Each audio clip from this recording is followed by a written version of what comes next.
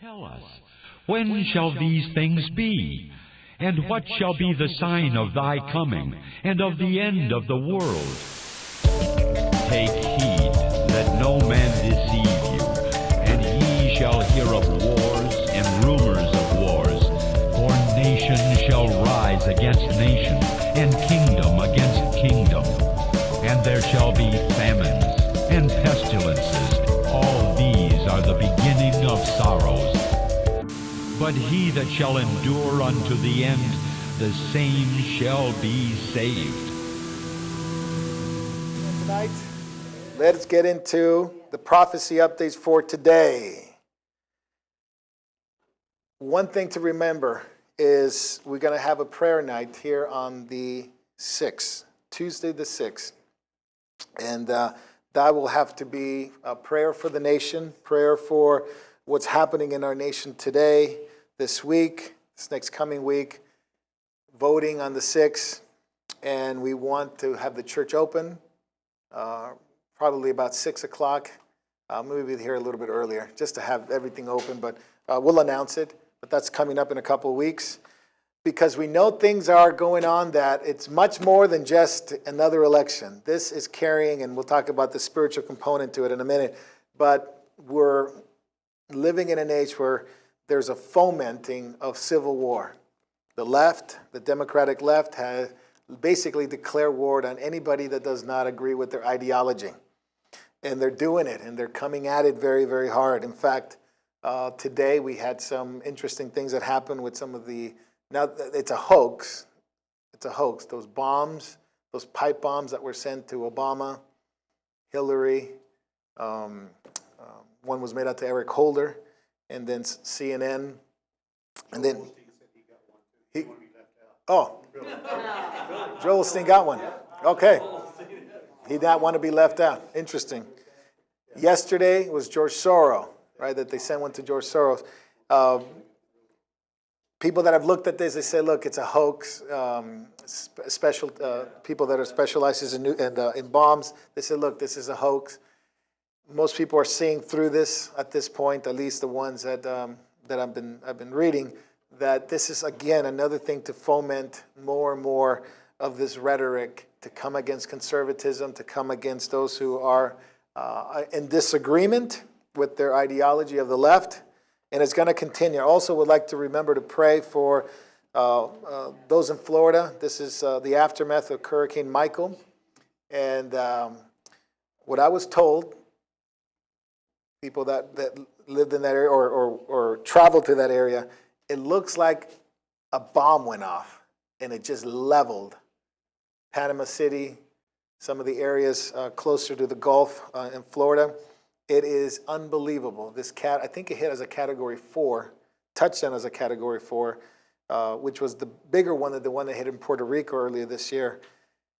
We're starting to see some of these incredible Category 3s, 4s, and 5s in our world. And again, much prayer. We actually have a sister in the Lord that lives in that area, and we pray that the Lord will protect her. We're also dealing with the caravan that's coming. And like I said, this is not necessarily prophecy update, things like that, but just giving you an insight into, and there's a spiritual component that has to do with what's going on. Literally carrying foreign flags coming into U.S. territory. That in any circles, an invasion, any circles, it's an act of war. They want a war. The book of Daniel tells us the conflict of the last days will have to do with, and he mentions two directions of the compass of your maps, north and south. There will be a conflict between south and north, eventually dealing with the king of the north, dealing with the Antichrist coming into Israel from the north. But there will be a conflict, a tremendous conflict in the last days, Daniel says, of north and south. And we have seen it, I've probably seen it since 2006, 2007, with actually 2008, when the Arab Spring came out and forced a lot of this migration into Europe from south, the area of the southern hemisphere, Africa, Muslim countries, into Europe, into the north. And we've seen the aftermath of this. Germany is not Germany anymore. England is not England anymore. But we're also seeing it in the States. South against North. Developed countries in the northern part of the hemisphere, underdeveloped countries or second or third world countries in the South. And they're being allowed to come into the North. And there's this conflict of societies, cultures, and there's this conflict of ideologies. And we're seeing it today. Just like the book of Daniel said, a conflict will come north, south, not east, west, north, south, southern hemisphere, northern hemisphere. It's happening in Europe. It's more and more happening in in the United States, southern versus south.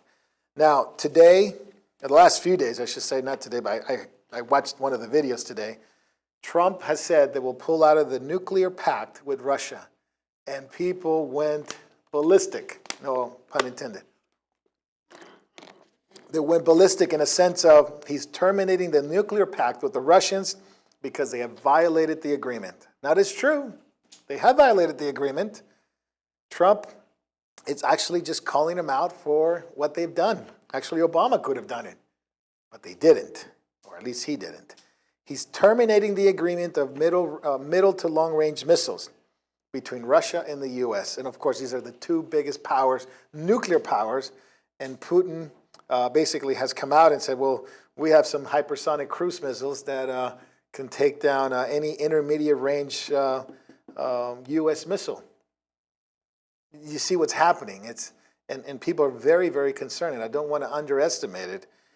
Most people believe that this is as close as we have come, at least the rhetoric and the moves, since the Cuban Missile Crisis, since Khrushchev and Kennedy, since the Bay of Pigs invasion. Now, this is escalating very quickly. However, it's in a different round, not only because of the weaponry that they have, but also because of Israel. Also because of Israel. See, the conflict of nations, we just read it in Zechariah chapter 12. The conflict of nations has to do with one nation, Israel. 8 million people in Israel affects 7-point-something billion people in the world. And Israel is coming in not only to Gaza, the Golan Heights in the north, because they feel threatened by these nations coming in. And so Russia, which is, of course, against Israel, it's for the Muslim countries that are surrounding Israel. Putin is unveiling there's hypersonic missiles. They basically have given Syria, the weaponry to fight against Israel. And now Russia has moved into the area, the eastern part of NATO. So NATO has these European countries that basically go up against Russia, those old Soviet Union satellite nations. They're now part of the NATO. Russia's coming right against their border. And tonight they're at the doorsteps, basically indicating that Russia is upgrading several installations in Leningrad. Basically, it could be that they could take up another territory, just like they did with Crimea, a few years ago. So we're leading into the fact that Russia is very aggressive. Trump has cut off the nuclear deal, at least up to this point. There is no nuclear agreement. That means that Russia can continue to build up their arsenal. Trump said he will continue to build up his arsenal. China has done it for several years because they don't have any agreement. China just could build whatever they wanted because the agreement was only Russia and the U.S., so they were playing footsies with each other. China was raising up the ante and putting up missiles. And so we live in a world that has multiple nations, multiple lateral nuclear capability, and an all-out war is coming. We just read it in Zechariah. That they're coming. So this is not Marco's opinion on the news. I'm just reading the news in light of what we just read. The nations are coming. Israel knows this and is right now fighting 3 or 4 front war. One is in Gaza, to the west of them, right by the Mediterranean Sea. They sent troops into Gaza on Friday.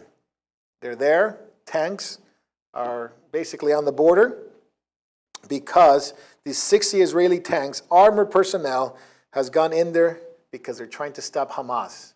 Hamas is a terrorist group that's in charge of Gaza, and they are launching missiles and getting into Israel, and we'll see those pictures in a moment. And of course, this is a religious war. Abbas, the Palestinian leader, and his advisor, basically said, look, if the world hasn't understood yet, this is a religious war. This is Islam. This is Islam coming back and getting the land that it's theirs, because according to Islamic theology, if Islam has control of that area at some point in history, by their law, they have to get it back. They cannot allow it to be under control of infidels. So guess what? Spain, some of Europe, Israel for sure, Syria, all these places that they've conquered is because they were once Muslim nations, Muslim territory, and they have to take it back. So the Ottoman Empire, Turkey, is very much into getting territory back. And of course, most experts in what's going on in the war today, Iran is very closer to nuclear capabilities than we thought. Well, we've been saying that a few years because Israel's been saying, hey, Iran has weapons. Now, we couldn't believe it that Obama gave them billions of dollars from your check, from my check, from your taxes. Was that? That's right. We should be all up in arms about it. Didn't even ask. That's right. Documents and satellite photos revealed that Iran's nuclear program is well ahead than what previously expected, and that, of course, Trump's rhetoric and his harshness against Iran was actually the right thing to do because Iran was well ahead of nuclear capabilities. And, of course, they are fanatically obsessed with ruling the Middle East. See, you have some things in Iran and Turkey and the Palestinian movements that are very different, including Saudi Arabia. There are multiple puzzles, I guess you could say. Saudi Arabia has the two holy sites, Mecca and Medina. They control it. They feel like they're the guardians of Islam. Iran, otherwise known as Persia in the Bible, they're not Arabs. They're Iranians. They're Iranians for a reason. They're not Arabs. They're Persians. Now, the reason why they call Iran is because of Hitler. Hitler loved the Persian history. You can read it on your history books regarding Hitler, the history of Hitler in Iran, the connection. He looked at guys like Cyrus and Darius, and he says, man, these were great guys. They were trying to establish the superhuman race, a pure race. And of course, Hitler was obsessed with the Aryan nation, right? The man that could be the superhuman, the Aryans. All the other races were inferior. Too bad, sorry. All the other nations were inferior, he said. And he went to Persia, and he says, hey, you guys want to do what I do. You guys want to do what I want to do. You guys are like the modern Aryans. And they were labeled Iran, Aryans, the Iranians. But they've always been called Persia. Turkey, it's sort of a different category. They're actually from the Ottoman Empire. The Ottoman Empire, the last Muslim empire that was defeated in World War I. And then you have the Palestinians, who are not really any such thing as a Palestinian. They're basically a conglomeration of Jordanians, Bedouins, Tunisians, Egyptians, but because of political advantages, they've been called Palestinians and trying to take the land from Israel since the War of Independence. But anyway, all these have some play in the last days because Jerusalem is what they want. Jerusalem is what they want. What does the Palestinian want? They want Jerusalem as their capital. What does Saudi Arabia want? They want the third holiest site, they said. The third holiest site. So you got Mecca and Medina, and they say it's Jerusalem. I can go on for a while, but Jerusalem is not in the Quran, and Jerusalem is not in any other writings until they realized the Jews wanted it. Then they started saying, oh yeah, we've always wanted it. And they have the stories now, of course, about Muhammad going up on a horse and from the rock, and then they built the mosque called the Dome of the Rock. Actually, not even a mosque, it's just a building celebrating that this is where the horse of Muhammad took off from. Anyway, Turkey wants to rule the Ottoman Empire. They want to bring back the Ottoman Empire. And part of the Ottoman Empire was Israel, Jerusalem. And they have the Mosque of Omar. And they have the Dome of the Rock. Persia wants to rule the Middle East at all cost. And their leadership is ready to they're starving to restore the Persian Empire. All this are funneling into one place, Jerusalem. A place that should not even exist. No airport, no natural resources. It's not even by a bay, it's not even by a river, it's not even by an ocean. You can't have an army there, you can't have a navy, no natural resources. What is the only reason Jerusalem exists today? God. You got it. That's it. You got it. Bingo. The only reason Jerusalem exists, or even it's in the focus of anybody, it's God. And God has put him right in the middle. Not only the middle of the world, Middle East, the middle of the world, but Israel's in the middle of the Middle East. He who controls the Middle East controls the world. He who controls Israel controls the Middle East. You see what the real issue is. That we're told in Daniel, Daniel chapter 11, that the Antichrist will have a desire to go into this holy city, will have this desire to control it, and will set up camp nearby in order to control this place, Jerusalem. And you have Iran, who's involved now with Russia, China, Turkey, Syria, gunning down or coming into Israel. Who's the only nation that stands in the way? Your nation and my nation, the USA. They understand, the Muslim world understands one thing. They only understand one way. It's violence. They know the only nation that stands in the way of what they want is the U.S. They are gunning for the U.S.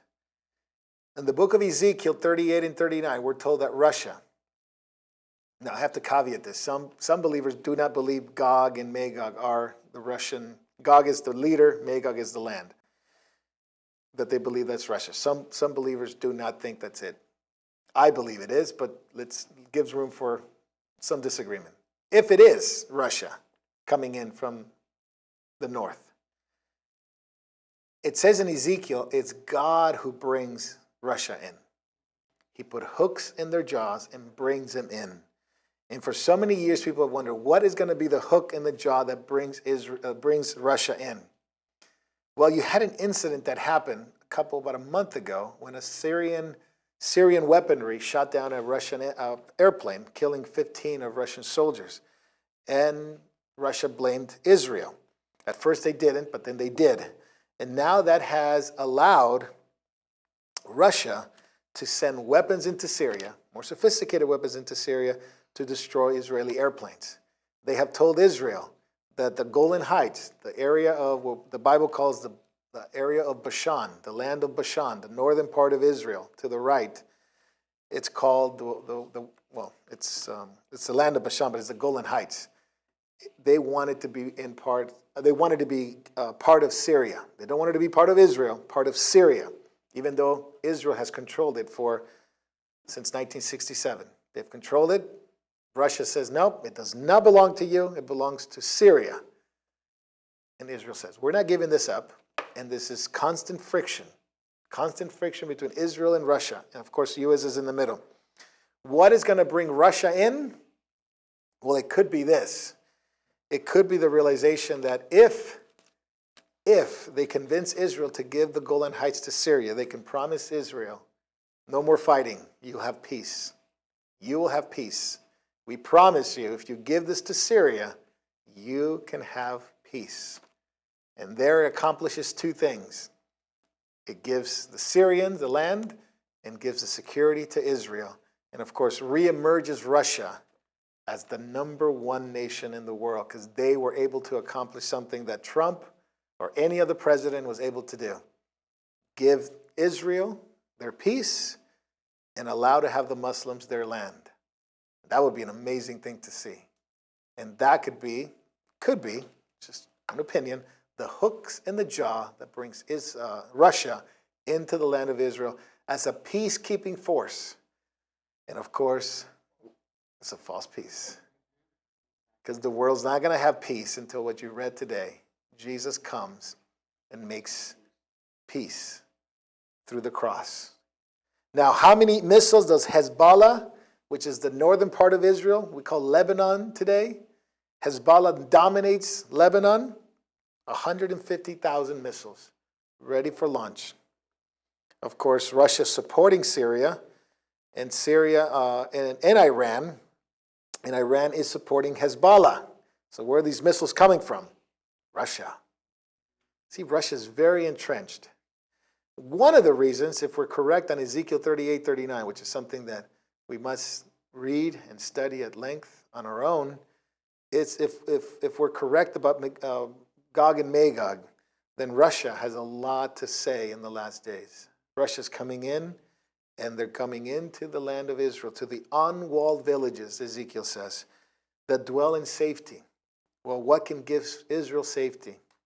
Well, they're going after a treaty.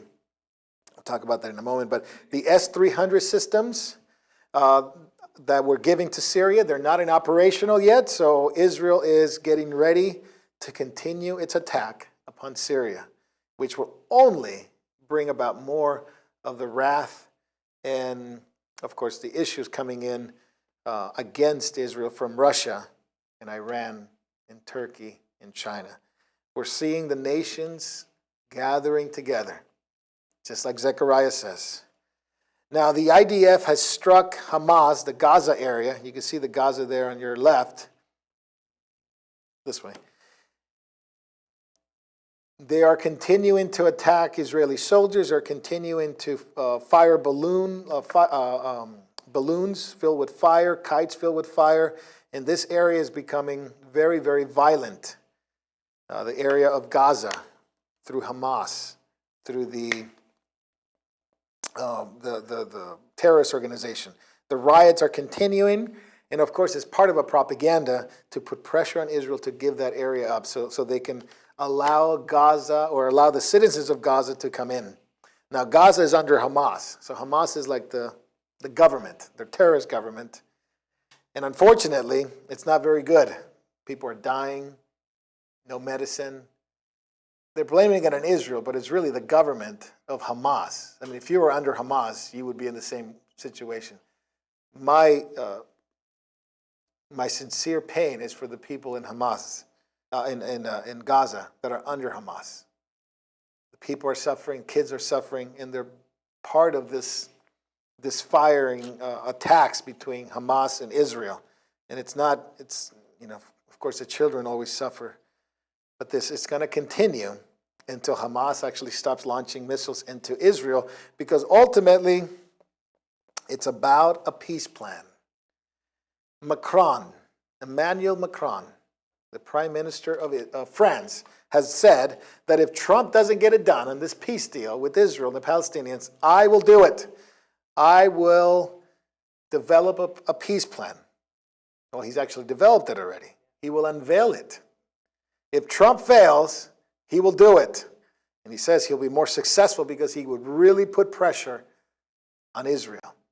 They believe Trump is too soft on Israel. At the same time, Kushner, the president's son-in-law, and Greenwald are continuing to put pressure on Palestinian government because they don't want to come to the table for peace. Trump is prepared to put more pressure on Israel. And France, of course, is waiting in the wings for a peace deal. Now, before I tell you anything about Emmanuel Macron, he not only is he narcissistic, he's really a strange guy. He actually believes he's a god. He's the god Jupiter. Just read it. Just go online, read it. He actually believes he's the god Jupiter. He actually believes he is divine, hence the name, Emmanuel, right? Emmanuel, he really believes this. He's really think he's some kind of divine creature. And he really believes he can bring Israel to the table and put Netanyahu on his place. And of course, he's watching, and guess what he said? He's watching a certain date coming up in the U.S., November 6th. Why, he says? Because if the midterm elections go against Trump, if it's a vote against Trump and the senators against Trump, or that are for Trump, if they go and vote those guys out, then he sees a clear path to make this decision a lot simpler, because he believes that the Democrats, if they get the Senate, if they get the House back, they'll be able to put enough pressure on Trump and call for impeachment that Trump is going to be basically handcuffed to do anything. So waiting in the wings, Mr. Macron, to bring peace to this land. Emmanuel Macron. Of course, King Abdullah of Jordan. Now you talk about the Jordanians, okay? The Jordanians, there was no land of Jordan or name of Jordan in the Bible. What you do find in the Bible are the two places that the Bible says it occupied the area of Jordan today. Ammon and Moab, right? Moab and Ammon are the countries that represent what we call Jordan. The reason why they call it Jordan is because the Jordan River is right there. After World War II, they said, what are we going to call this place? I don't know. What's the closest thing?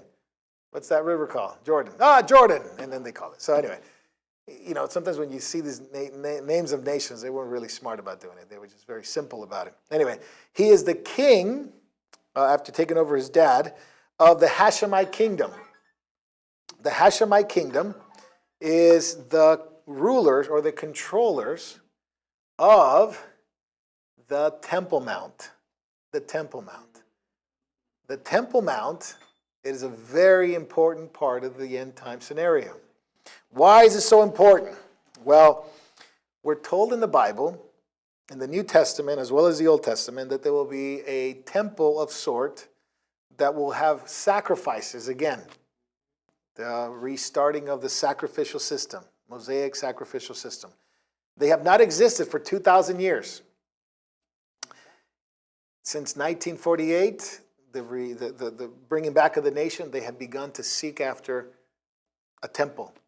The Temple Institute has existed for quite some time now, and they have arranged from getting priests from Brooklyn, New York, that were descendants of the Kohenites, the Kohens. So if you know somebody last name Cohen, they're descendants of the Kohenites, to bring them to Israel, to train them on how to be Kohenites, priests, and how to effectively serve in the temple that they say it's going to come. They have observances of the feast near the temple area. They have every year they do reenactments of the Passover sacrifice, the Feast of Tabernacles, the grain, the grain offering, on and on. All these offerings, they are ready. They have the menorah, the golden menorah donated by Ukrainian Jews, made of pure gold. They may have the red heifer. If the red heifer came out a couple months ago, they're still waiting on it because it could change. If they have there's so much percentage of white hair, it'll be, they couldn't use it. The red heifer, the temple area. There's enough talk in our world to know and to see that the Jewish people really want this temple. Biblically speaking, the book of 2 Thessalonians speaks about the temple the most. In the book of Thessalonians, chapter 2, 2 Thessalonians, we see that Paul says that the Antichrist will come into the temple of God and commit something that Jesus said would happen, the abomination of desolation, Matthew 24. And it's when the Antichrist will do what Antiochus did in the book of Daniel. He basically sacrifices what Antiochus did, he sacrificed a pig on the altar of God, but he erected an image of Zeus with his own facial features on the statue and proclaimed that he was divine. Antiochus Epiphanes, which his name literally means Antiochus, the divine one, or the one who appears, like an epiphany, Epiphanes, right? Paul says it would happen again. Jesus said it will happen again. And that would be not the Antiochus Epiphanes. It will be somebody much worse. the man of sin, the man of lawlessness, the man that goes into the temple, declares himself to be God, in the temple of God, Paul says. So there's a temple, there's of some sort already in place by the time this man comes in. Daniel 9 tells us he will make a covenant with the Jewish people, allow them to restart the sacrifices, but then cut it off. A halfway point, 3.5 years later, he'll cut it off and he will commit the abomination that causes desolation. Well, the kingdom of the Hashemites, the kingdom of Jordan, has been in charge of the Temple Mount. And just this week, King Abdullah was pressured by his own nation, by his own country, doing all these protests, and he has cut down their peace agreement with Israel. They had a peace agreement between Jordan and Israel. They've been at peace for such a long time. Not only that, but they allowed the Jewish people, the farmers, to use some of the areas near the Jordan River. No more. King Abdullah of Jordan has said that they are not going to renew it, and they're going to redirect their efforts to please Turkey, Qatar, and Syria. So Jordan is abandoning their relationship with Israel and very much going along with Turkey and other Muslim countries. So Jordan is abandoning it, and even he was asked, could have been something else, right? There's the anniversary of the murder of Yitzhak Rabin, the prime minister of Israel, who signed the peace treaty, right, with the former king, his dad. He said, yeah, I could have done it, but I could have been more flexible, but I chose not to. I chose to go with the Muslim countries that are against Israel. I'm going to skip this. I won't talk too much about this because it can get into a long conversation. China, Russia, North Korea, and Iran are getting ready for electronic pulse. Could be an attack on the U.S., but they've also said that they're concerned about solar flares coming into our planet. And the U.S. is not ready, not only for an electronic pulse attack, but also solar flares. And of course, our grid has been very much decimated over the past 20 years. Brother Arden can tell us much more about that. But they're very concerned. The U.S. officials very concerned of a natural EMP from a solar superstorm. You know, you've seen those solar flares that come in and then they knock off internet, the mobile service, satellite. Well, this is on a bigger scale that could actually shut down the U.S. and plunge them into darkness for quite a long time. Well, it could be also done by other countries, China, Russia, North Korea, Iran. They know this, and they know that that's a weakness of the U.S. We won't talk about this one maybe at another time. Scientists warned of worldwide famine. Now, in the book of Matthew, we're told by Jesus that one of the signs in the world that we would see that is coming as soon, it will be famine. And of course, this famine is engineered. Of course, this famine is not just a local famine, it's a worldwide famine, and there's lots of people making a lot of money of geoengineering and destroying the environment, calling it man-made global warming. I guess you can call it man-made global warming. It's all these individuals who are trying to destroy the environment. And scientists are warning, look, we don't have enough bees anymore. Bees? What do we need bees for? Yeah, food. We'll leave it at that. You can do your own research on it. We know that the population of bees have been reduced, decimated. And they're saying, look, this geoengineering, now they're not calling it geoengineering, but they're calling it global warming, is destroying crops all over the world. I call it this, we're not battling craziness, we're battling evil. We're not battling craziness, we're battling evil. I will show you, I don't have a video because I couldn't get the video, but I will show you that the U.S.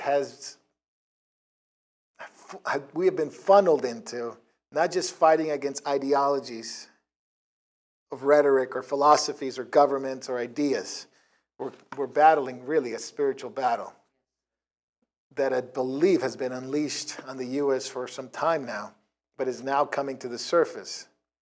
This is in Brooklyn, New York. This is a open area. This has been announced for quite some time, and it's sold out. people that wanted to come see witches, warlocks, Wiccans coming in to cast a hex or spell on Brett Kavanaugh. And this happened October 20th. That was a Saturday. I don't remember what I was doing Saturday. I think I was at Miss Carol's house. I was in a safe place. But anyway, this happened in New York. Now, Christians showed up. Believers showed up and began to preach the gospel. Of course, Antifa was there because they were on the side of the warlocks and witches and basically supported the warlocks and witches against Christians and other bystanders who did not want this to occur. Christians were preaching the gospel, and of course, they were told to stand down, and eventually it dissipated. Now, the gospel is the most powerful thing. Preach the gospel and evil will flee. And of course, thank God for these brave Christians who went in there and shared the gospel and stood face to face with evil. But this is happening not just in New York. Let me give you something that is quite alarming. Christian witches claims Christ's followers can practice witchcraft despite the biblical warnings. What are the biblical warnings? Well, we're seeing it in the book of Deuteronomy. Deuteronomy 18 talks about those warlocks and witches and those who use divination. It was actually a penalty, it was death. Those who misled people to other gods, those who talked to the dead, those who the diviners and talked to the stars. Well, in the book of New Testament is the same thing. This time they don't stone them, but Paul said, if you practice witchcraft, you will not enter the kingdom of God. Well, Reverend Valerie Love, there with her hat, Reverend Valerie Love, describes herself as a Christian witch, which she says it could be an oxymoron, but actually has been embraced quite a bit by Christians with spiritual consciousness, she says. There's nothing wrong with being a witch, she says, a Christian witch, and has recently launched a school to help Christians tap into their magic. Now, when you think of witchcraft, you think of one thing. Why do people get into it? Even if they don't really believe it's like power, demonic things. There's a lot of people that are Wiccans that they don't think of the devil and things like that. It's about power and it's about control. Of course, behind the scenes, it's a demonic spirit. Well, stop thinking you can tell people how to worship, she says. Stop thinking you can tell people how to connect with the divine. I can tell you how many people have told me, you can't be a Christian and a witch. But here I am, she says, Reverend Valerie Love. You can't tell me how to worship. You can't tell me how to connect with God. That's between me and God. You cannot tell me how to pray. A defiant Reverend Love declared on her Facebook page. And she's launched her Christian Witches website, which, by the way, other ministries that have looked into this, into the cult practices, especially since it's called themselves a Christian ministry, have been tracking the movement for several years, and have said to say one thing: it is dangerous, it is hellish, it is demonic, but it's growing. It is growing among unsuspecting Christians and church attendees and goers. The rise of Christian practicing witchcraft has grown in America. And of course, now we've seen it in many different places and many different things. In our government, we have seen it in the Democratic Party. We have seen it in occult groups within left-wing opposition groups. And of course, witches have always been around, but there is a growing number of Christian spiritists or Christian witches or Christian Wiccans who are trying to develop more and more into mainstream. Now, speaking of this, LGBT leaders have come across in fury against the government of Trump. What did Trump do? Trump administration is considering adopting a new definition of gender. They said, we're going to throw away all the Obama stuff of how he defined gender. We're going to go back to male and female. And Hollywood came out. That's right. Hallelujah. And Hollywood came out and, oh man, it was hellish. Just the spewing of hate and vitriol. And of course, this is, they went unhinged. They went unhinged. Even Laverne Cox, which is a man dressed as a woman, basically saying, this is a nuclear war against us. You know, this is pure evil, he says. And this is not the only thing. California, it's coming in, and they may sue the government because they're basically taking away the rights of transgender, because Trump's administration wants to go back. Look, you're still a human. You're either male or female. Forget this idea of he, says, whatever. We're going back to male and female. Now, I got to finish real quick. The Gosnell movie continues to do very well. And I encourage you to watch it. Friends of mine that have heard the message or watched it says, thank you for recommending it. 480 theaters now across the U.S. It has made over $2 million, even though it cost $2.4 to make. So it's widely successful because people have realized that Kermit Gosnell, is America's biggest serial killer. But he's been unknown because the media has been unwilling to cover. This movie was supposed to come out in 2016, but has been blocked by every Hollywood producer, every Hollywood studio, until finally, with the help of some of the actors like Dean Cain and things like that, it has come out. And has changed people's hearts and minds. This is a lady that has come out in public. Her name is Kathy Zhu. She says she was a pro-life, pro-abortion. She watched the movie Gosnell, completely changed her mind. Changed her mind in such a way that she's actually looking into things of the scripture to find out exactly why she's drawn to be pro-life now. Yesterday I was pro-choice, she says. This movie has helped me see the value of life and the value of human life. Pray for Mr. Kathy Zhu, because the level of wickedness in abortion clinics continue to grow worse and worse. They actually have what they call abortion doulas. What is an abortion doula? It's basically a woman like this, like Vicky Bloom in New York, who claims that through the doula project, she has helped assist over 2,000 women to undergo abortions. A doula is basically somebody who goes with you when you have your abortion, helps you through the process, helps with the procedure, and is able to go through the process of killing the baby. Now, she may not be part of it, but she can help. And of course, the doula project is something that has been coming along for some time. People have signed up for it.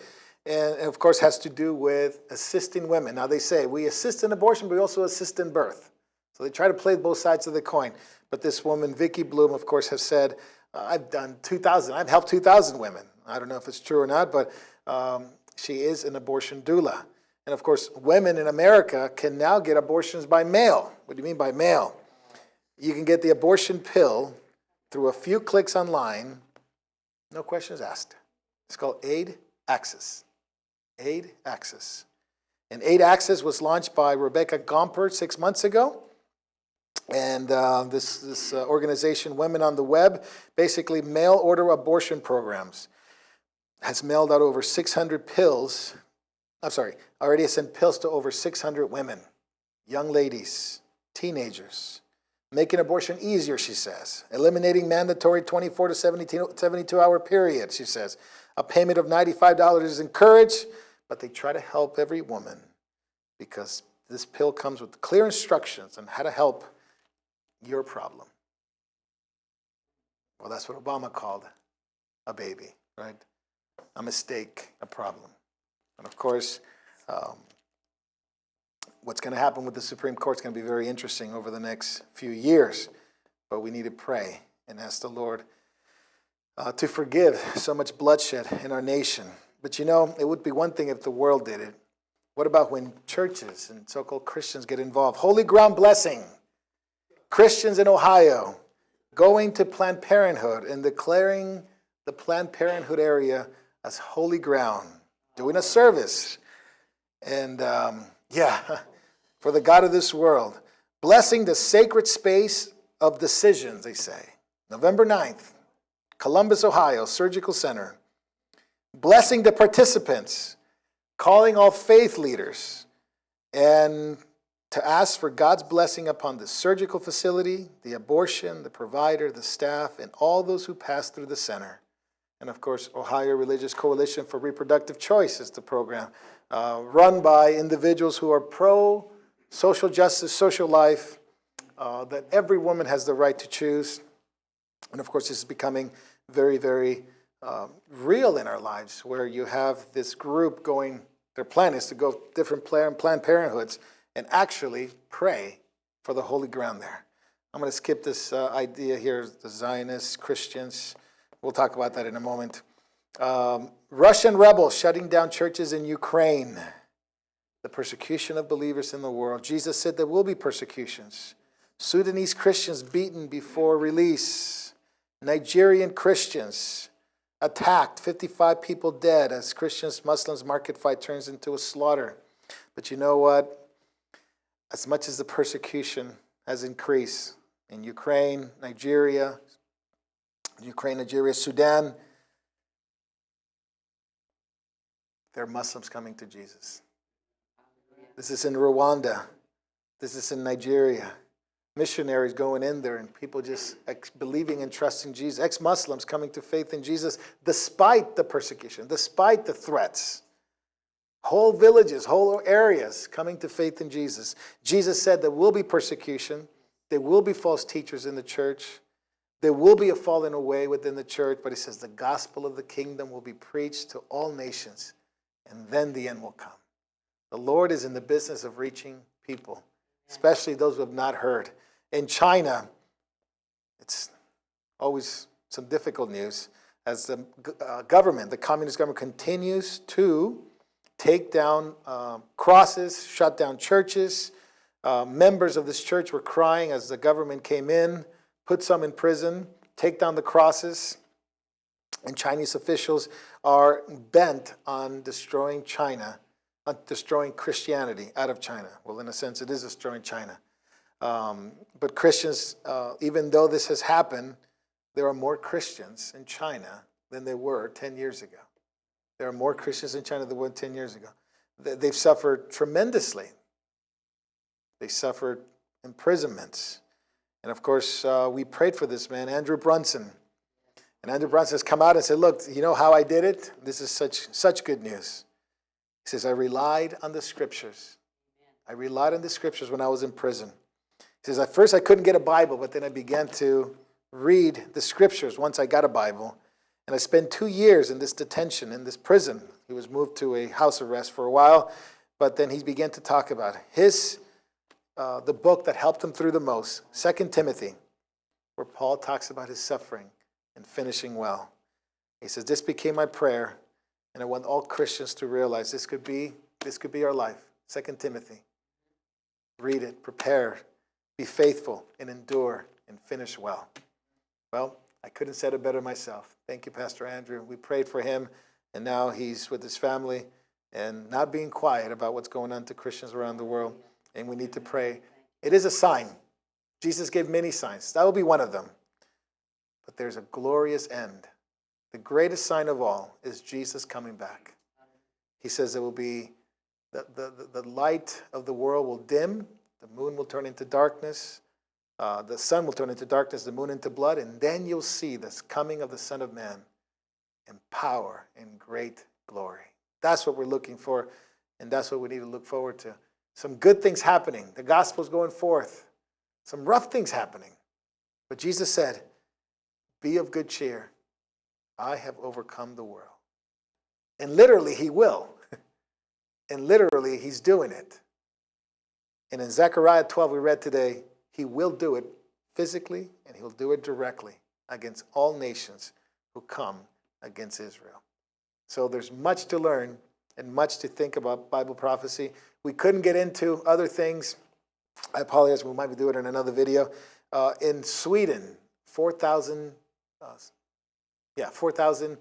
in Sweden have already been microchipped in order to have access to different offices, to their home. They're putting great technology in your home, so you walk into your home. As long as you have your chip, you can turn any light, do whatever you want. That's coming to Europe very, very fast, coming to the U.S. Facial recognition into your ATM. So anybody go to the ATM here? Oh, yeah? Okay. Well, there may be, at some point, your ID will be your face. And that's coming very, very fast. Plus other things, we'll be able to talk about it in another one. Technology rapidly moving, in my opinion, to a situation where it could be like the mark of the beast, but for sure, the image of the beast through AI, technology, neural links, and things of that nature, changing very, very fast. You can get a baby now. Basically, you can play with the genetic material of the baby, and you can get basically a fashion baby. You can pick what you want and don't get what you don't want. Of course, this is only be allowed for the rich, those who can pay it. But you could actually have designer babies now. It's a new thing that it's not a thing of the future, it's a thing of now. Designer babies. Technology is changing very, very rapidly. And as Christians, our main thing is to continue to be steadfast, immovable in the work of the Lord, knowing that the work of the Lord is not in vain. Finish well, continue steadfast in the work of the Lord. Let's pray. Father, thank you for tonight. May your word go forth in our hearts and change us to be like your Son, Jesus. Thank you for your word. Thank you for your Holy Spirit. Renew us, Lord. Renew our minds, our thinking, our behavior. Help us to be surrendered to you, Lord. In Jesus' name, amen. God bless you guys. Have a great night.